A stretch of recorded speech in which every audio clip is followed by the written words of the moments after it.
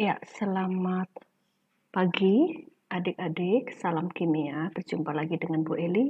Kali ini kita akan membahas mata pelajaran kimia ya di kelas 11 IPA semester 2, yaitu dengan topik titrasi ya. Titrasi adalah menghitung kadar suatu zat asam atau basa dengan zat atau asam basa lain yang sudah diketahui konsentrasinya. Dalam hal ini titrasi asam basa ya. Nah, adik-adik, pada pembahasan kali ini ada yang unik ya. Ini adalah soal yang relatif cukup kompleks. Kita pilih menghitung kadar suatu asam, ya. Asamnya di sini kita pakai asam pekat ya, ini. Nah, asam pekat ini diketahui konsentrasinya 36% bobot berat per berat atau massa per massa ya. Nah, kita ambil 10 mili. Nah, pada asam pekat itu biasanya ini fuming hydrochloric acid ya. Ini memang asam klorida yang murni begitu, yang belum diencerkan. Jadi di sini ada labelnya dan biasanya tercantum massa jenis larutan. Massa jenisnya lihat, ini lebih dari 1 ya, artinya larutan cukup pekat dan ya lebih dari air ya, 1,2 gram per mili. Nah, asam pekat ini nanti kalau kita langsung titrasi ya dengan NaOH dengan basanya itu kan tidak bisa ya karena akan membutuhkan waktu lama, tidak akurat dan banyak kendala yang ditemui saat titrasi. Sehingga kita harus mengencerkan terlebih dahulu dengan air ya yang dari 10 mili tadi kita tambahkan air sampai diencerkan dengan air menjadi 50 mili. Menjadi atau sampai ya di sini 50 mili. Nah, ini adalah soal titrasi yang Ibu katakan tadi, bahwa titrasi yang unik, yaitu kita mengambil suatu larutan yang akan dititrasi itu dengan data ada massa jenisnya, kemudian larutannya pekat, dan melalui pengenceran terlebih dahulu. Nah, setelah diencerkan, menjadi 50 mili, dari 10 ke 50 mili ya, lalu diambil 5 mili dari larutan yang sudah diencerkan tadi ya.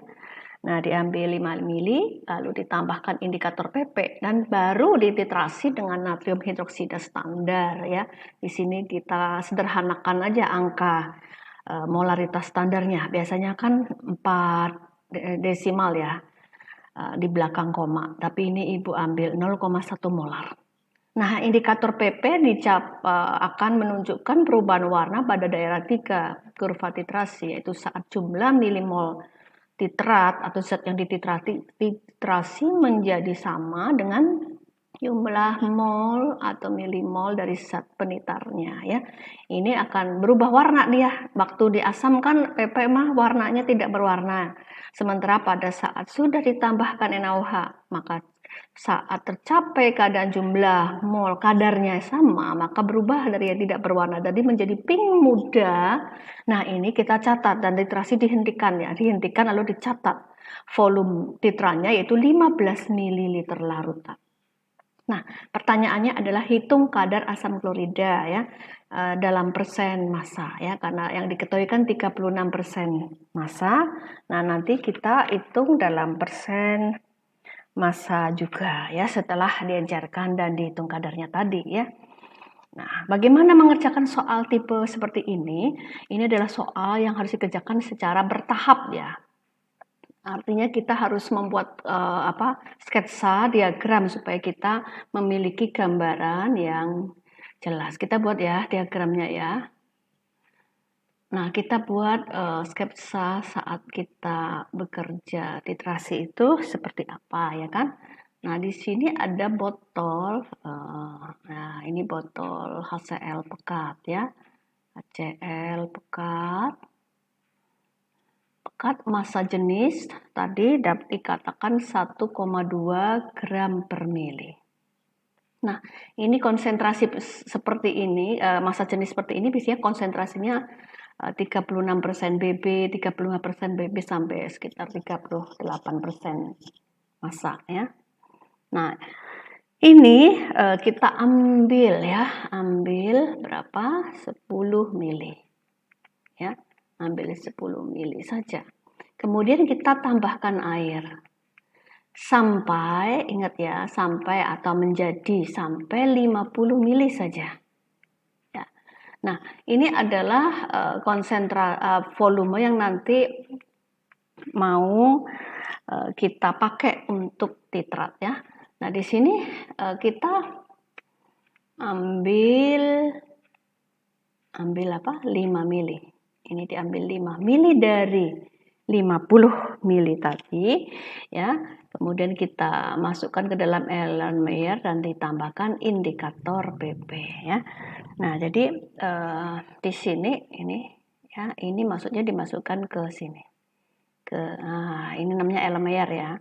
Nah, jadi ini adalah volume 5 mili larutan apa kita bilangnya sampel ya. Ini sampel, ingat sampel. Belum kadar ya, ini masih apa? Sampel. Nah, 5 mili larutan sampel ini ya kita titrasi. Nah, di sini ada gambar. Nah, ini kita buat buret. Wah, miring ya. Nah, ini buret ya, di dalamnya sini ada apa? NaOH. Yang tadi ya. NaOH 0,1 molar. Nah, tercapai perubahan warna pada saat titik ekuivalen itu di 15 mili. Ya, di 15 mili. Nah, ini kita sebut, jangan lupa ya adik-adik tahu ya istilahnya ini yang ini. Sampel ini kan sebagai titrat, yaitu yang mau kita titrasi, ini istilah titrasi ya. Sementara ini NaOH-nya sebagai apa? Titran. Ya, sebagai titran. Ingat. Ya. Oleh karena itu, kita bagaimana cara mengerjakannya? Kita harus memulai ya dari sini, startnya dari sini. Dari titran yang sudah diketahui kadarnya ya. Dari sini baru kita akan ukur berapa kadar yang ada di 5 mili larutan sampel. Maksudnya kadar HCl ya. Kita mulai ya. Nah, maka kita akan beranjak kepada persamaan reaksi netralisasi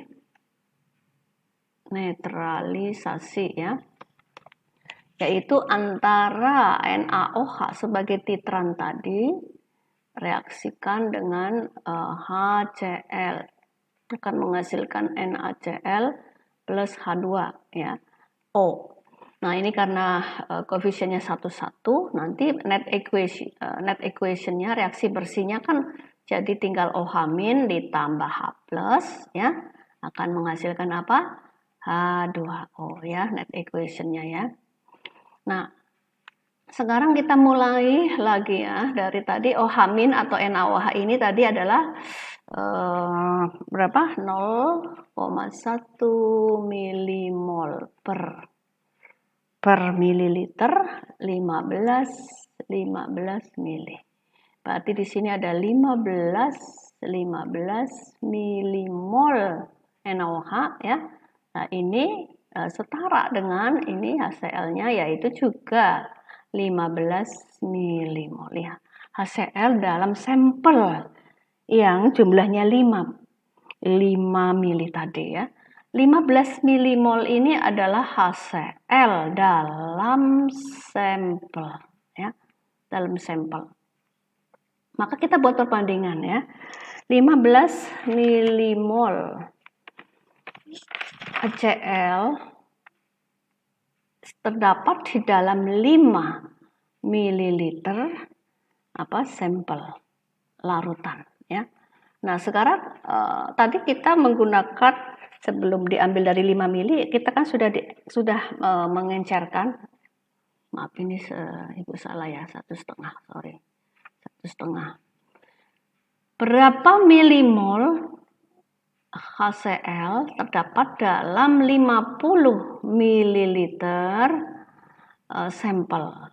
Artinya yang diencerkan dari 10 mili larutan pekat tadi, sampel pekat. Maka di sini X sama dengan 1,5 kali 50 dibagi 5 itu dapat, ini baru 15 milimol ya. Maaf, yang tadi ini maksud Ibu adalah 0,1 milimol kali 15 sama dengan 1,5 milimol. Sementara setelah kadar yang ada di 50 mili sampel itu adalah 15 milimol ya. 15 milimol HCl sekali lagi dalam sampel. Nah, tadi kita lihat di sini adik-adik skemanya ya. Di 5 mili kita udah dapat ya. Kemudian di mana tadi 50 mili ya sudah dapat. Nah, sekarang bagaimana yang ada kadar HCl yang ada di 10 mili sampel ini? Ya. Maka di sini kita bisa menggunakan konsep pengenceran. V1, M1, boleh menggunakan seperti ini, boleh sih ya. Intinya kita mau tahu ini kan sebelum ya. Sebelum ini apa? Sesudah diencerkan ya. Sesudah diencerkan. Jadi yang sebelum tadi kita ambil berapa? 10 mili. Lalu konsentrasinya berapa? Yang sesudah tadi pasti encerkan kan 50 mili ya dikali 15 milimol. Jadi di sini kita gunakan milimol aja ya. Jadi maksudnya M ini adalah 50 kali 15 dibagi 10 ketemu 75 milimol ya. Atau di sini 0,075 mol apa? Mol HCl ya dalam 10 mili sampel, larutan sampel maksud Ibu ya. Jadi molar di sini maksudnya kita ambil di milimolnya aja nggak apa-apa ya. Jumlah zat kan. Nah, sekarang kalau misalnya kita mau menghitung molarnya ya, konsentrasi dalam molar ya. Maka ini sebenarnya sudah ketemu nih ya. 0,075 mol HCl tulis ini 0,075 mol HCl ya terdapat dalam apa? Di sini 10 mili ya. Di sini 10 mili ini mililiter. 10 mili kita jadikan liter 0,010 liter larutan ya. Larutan apa? Sampel mestinya ya. Larutan sampel. Nah, di sini kalau kita hitung itu ketemu di berapa? 7,5 milimol per mililiter atau mol per liter atau molar. Ini kalau kita hitung molar ya. Jadi kalau kita hitung molar ketemunya ini 7,5 molar. Nah, sekarang pertanyaannya kan persen massa ya, maka kita akan hitung persen massa. Persen B per B itu kita artikan dulu atau persen massa. Itu maksudnya adalah X gram solut. Zat terlarut ya. Itu kadarnya yaitu HCl-nya tadi. HCl itu dalam 100 gram solution. Siapa solution? Ya, solution adalah sampel ya. Sampel dalam botol. Sampel yang ada massa jenisnya tadi yang terdapat dalam apa? Botol. Ya. Nah, ini kita artikan dulu. Nah, dari sini kita tahu bahwa massa jenisnya itu kan 1,2 gram per mililiter ya. Ini massa jenis sampel loh ya. Larutan. Nah, maka di sini kita artikan 1,2 gram. 1,2 gram itu kalau terdapat dalam 1 mili ya, maka berapa gram larutan atau larutan sampel jika kita menggunakan 10 mili ya. 10 mili sampel. Tadi kan kita ambil 10 mili sampel dari larutan yang awal kan. Nah, ini sampel. Ya, ini juga ini semua belakangnya sampel. Jadi kita tahu angka-angka ini punyanya siapa? Ini 1,2 gram sampel larutan ya. Ini juga angka X ketemu 1,2 kali 10 bagi 1 berarti 12 gram sampel ya. sampel itu berupa larutan ya, 12 gram sampel larutan. Nah, untuk apa 12 gram sampel larutan? Nah, ini artinya di sini ya kita akan membandingkan ya, membandingkan seperti ini maksud Ibu. Ke sini ya. Oke, ke sini aja. Jadi solutnya itu kan adalah yang kadar HCl hasil titrasi. Ya. Hasil titrasi tadi ketemu berapa? 0,075 mol. Ya. Mol ini langsung kita kali ya biar dapat gram. 36,5 gram per mol ya. Mol nih maksud Ibu mol. Maka di sini ketemunya adalah 2,7375 gram HCl yang merupakan solut. Ya, jadi ini ada embel-embelnya. Solut. Zat yang dihitung yang sedang kita hitung atau kadarnya ya, kadar. Nah, maka 2,7375 gram ini 2,7375 gram HCl. Dalam hal ini adalah HCl sebagai zat terlarut. Ya. Nah, ini terdapat dalam 12 gram solution. Ya. Maka berapa gram HCl solut? Ya, kan mau cari persen.